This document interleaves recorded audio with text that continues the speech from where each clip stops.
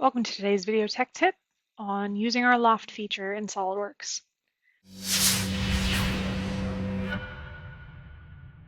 So to get you to where I've started so far, I am creating two different styles of vase to go on my desk for some flowers since we're getting into springtime here. I want to create them using my Loft feature, and I want to demonstrate sort of two different ways to do that. So in both scenarios here, I have kind of the skeleton of what my vase is going to look like. I have a way that's going to show you how to do it with cross sections. Okay, so I created some additional reference planes here, and then I created sketches for my cross sections on each of those. And then the other way of using guide curves.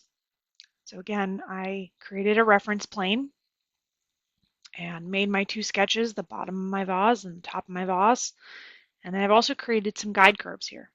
Now I've created four. You can experiment and create with less, more, however you want to define your Loft feature. Those guide curves and those cross sections will help you do that. All right, so we have our guide curves, and now we're ready to go ahead and select Lofted Boss Base on our Features tab. Our first group box here is our profiles, but that is going to be your order that you select them. So say I grab my bottom sketch, my top sketch, but that is basically your start and your end. So when we say our start and end constraints, if we go ahead and edit those, it will correspond to this order that I have here in my profiles.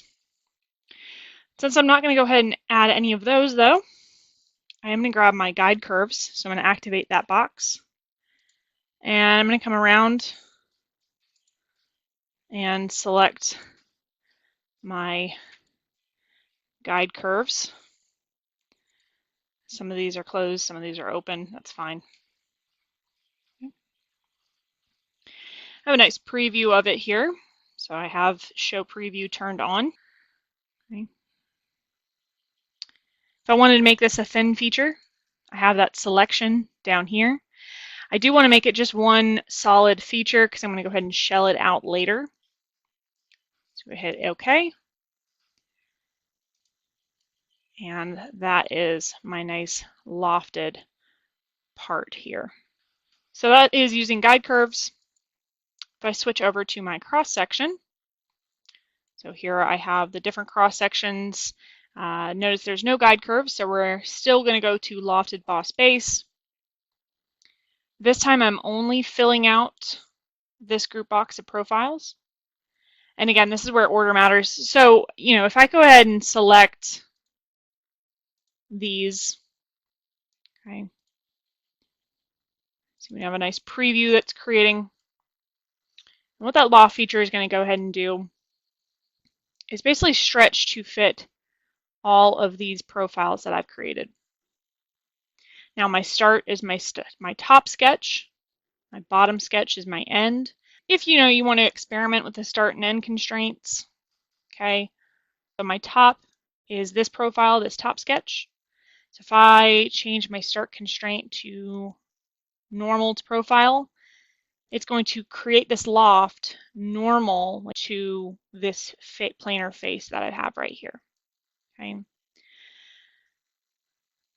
A couple additional parameters that I can add there.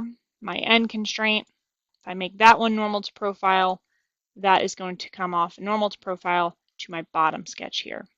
So that's where the order matters. I have no guide curves on this one. And again, I'm not going to make this a thin feature. I want this to be one solid part. I'm going to hit OK. And there is my loft part there. Notice if, bottom part, maybe I don't want that to be normal to profile, so I can always come in here, edit this feature, and then just make this a none for an end constraint. There we go. So still nice, organic, curvy shapes. I think with my guide curves, I can get a little crazier there. Okay. But either way, think about that loft feature as sort of stretching a skin around, either cross sections or cross sections and guide curves. Kind of use a combination of both. Thanks so much for watching, and tune in to more tech tips from TriMech.